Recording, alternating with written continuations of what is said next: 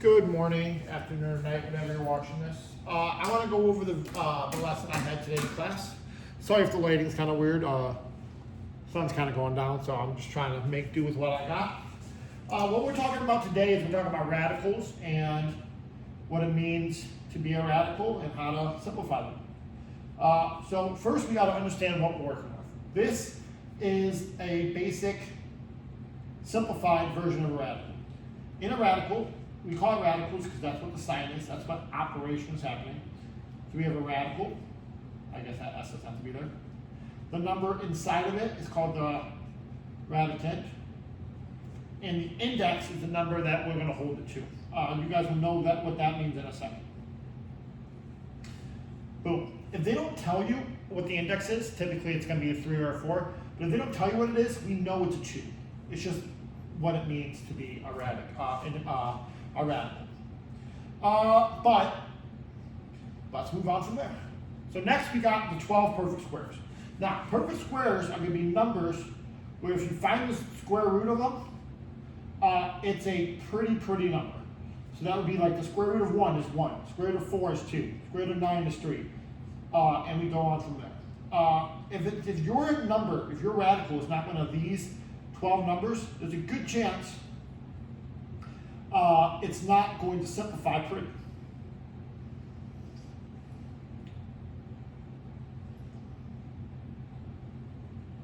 Sorry for the awkward silence. So, what we're going to do is we're going to simplify numbers 1 through 9 and just knock them out as we go.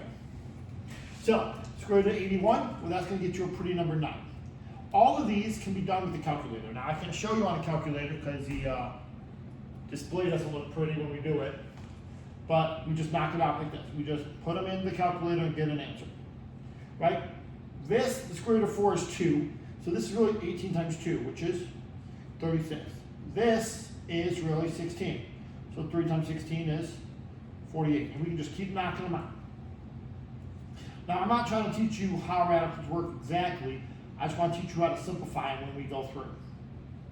So if you know how to do those, perfect. All I'm doing is I'm putting those in my calculator and focusing there. If I just gave you those problems on a quiz or a test, all you gotta do is plug them into the calculator. So that's not something that's really gonna be important for me to teach on.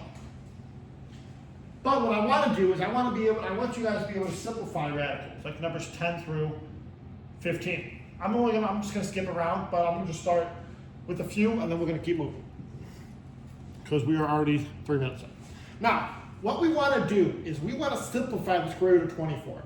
If you plug that into a calculator, if you put the square root of 24 in your calculator, you're going to get like 4.8, blah, blah, blah, blah, blah, blah, blah, and the number goes on forever. This is what we call an irrational number, where it doesn't give you a clean number, okay? That being said, we can still simplify it.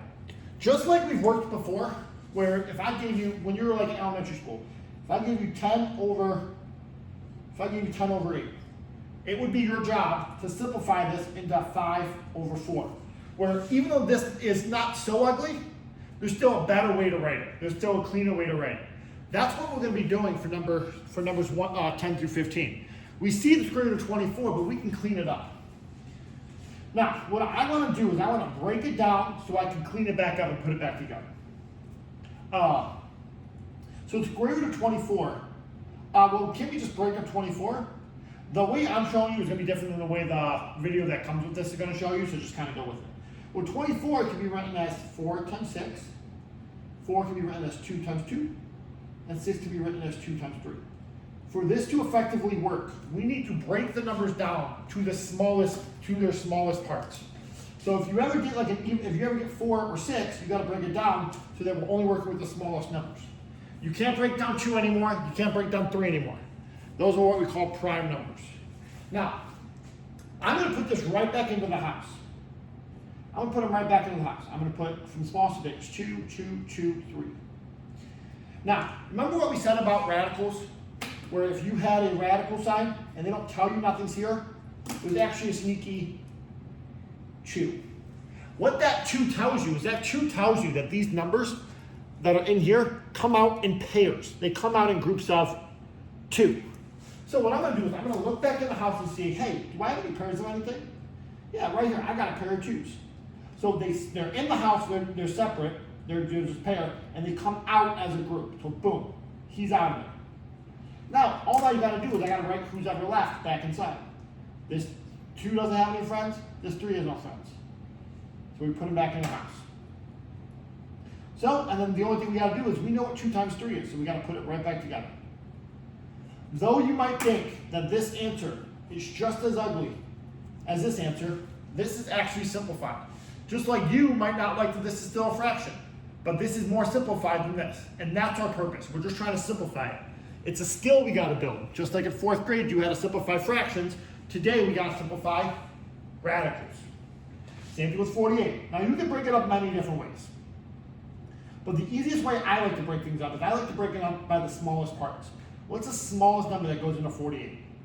Other than 1, we do 2. We don't really count 1 because 1 is just going to give us an endless loop. So it's going to be 2 times 24. That's kind of sloppy, but we'll go with it. But can we break down 24 into 2 times 12? And break down 12 into 2 times 6? And break down 6 as 2 times 3. Though sloppy, we now have a set of numbers that can't break down. 2 can't break down anymore. 2 can't break down anymore. 2 can't break down anymore. 2 can't break down anymore. 3 can't break down anymore. So I'm going to put them right back into the house, like I said before, right?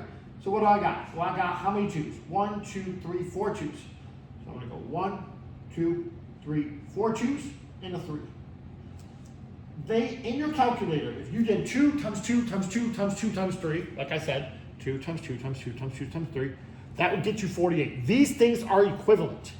But when it's in this format, it tells us exactly what we can pull out. Well, what can we pull out? What do we got groups of? I got a group of 2. I got another group of 2. Those guys both come out front. And who stays in the radical? The 3. And all I got to do is evaluate. What's 2 times 2? 4. 4 root 3 is your answer. Okay? It's just about knowing how to break it down and what to do with that information, okay? I'm exhausted, but like not in a bad way. Okay? I'm gonna skip, I'll do 72. I'll do root 72. Same thing for root 72. Just like in the video notes, they do it a different way, but I like my way better because I think it gives you a better number sense of breaking stuff down and putting it back together. Well, 72, I can break down many ways. Why don't I do 9 times 8?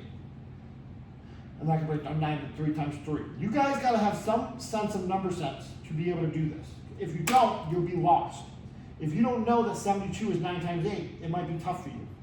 But as long as you can pull out any one number, you can go from there. Well, now that I broke down all these numbers in my radical time, what do I got left? Well, I know I'm dealing with 2s. But how many different 2s I got? Well, I got 1, 2, 3 of them. I got 3 2s and 2 3s. Well, again, what do I say? I got to pull out some pairs. I got a pair of 2s and a pair of 3s. So I get a 2 that comes out, I get a 3 that comes out, and who gets to stay in the house? That last lonely 2. So 6 root 2 is our answer, okay? The biggest thing we need to do is we need to know a few divisibility rules. Knowing whether 2 goes into something is a big deal, because it can quite literally cut a number in half. Knowing whether 3 goes into a number is a big deal, because that can really shorten these numbers into smaller ones that you can deal with. Like for short, for number 15, I see 175. That looks very ugly. But what I know about division is that if a number ends in 5, 5 goes into it. So now that I know it, I plug 5 in here, and then I just check real quick. How many times is 5 going? 5 goes into 17 3 times. Leaves 25. It goes into 25 5 times. Boom, 35. So I know it's 5 times 35. And now I'm dealing with smaller numbers and I know what can go into them, right? In this case, I'm just going to break this one down for you. 5 times 35. Break down 35 into 5 and 7. And now, we're dealing with smaller numbers that we can deal with. And then you can solve that one out yourself, okay? And I'm going to skip to the back page because I only want this minute to be 10 minutes. I only want this video to be 10 minutes. I got 20 seconds left, so maybe I'll just do 2 more examples. Same thing on this back side, when that loads up. Back side's kind of ugly, like I'm dealing with 162, 245, 343, 450, 117. But knowing whether numbers go into something or not, it's very important, right? So like that first one, I see it, he looks even to me, right? The last number is an even digit, so we know it's even. So we know that 2 goes into it. But if you check the calculator, 2 goes into it 81 times. Now 81 is a more familiar number. We know 81 is 9 times 9. Okay? And remember, don't put these guys in there. They get crossed out because we broke them down. The whole point is we're going to break down the equation, or we'll break down the expression, and then we're going to build it back up. It's like we're trying to break Legos and use the same pieces to build something else. Yes, we can just stack them all on top of each other and get 162. Or we can stack them a little bit differently, order them a little bit differently, and go from there. Well, I know in this problem, we got 1, 2, and we have 4 3s. And like we said before, we got a group of 3s and a group of 3s. So we have 2 groups of 3 comes out, and 2 goes back inside. So it's really 9 root 2. Okay? I need you guys to be able to do this more effectively, right? Like number 18 is super weird because it's like it doesn't, 3 doesn't go into it, 2 doesn't go into it.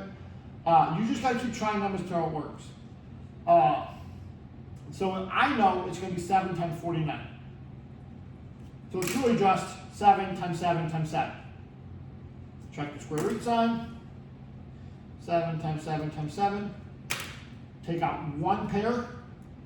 So it's 7, and this guy gets left inside. He has no friends. If you have no friends, you don't leave the house. And that's your answer, okay? That's just a little quick video on it. I will be talking about this more later. Hope you have a very good day. Bye-bye.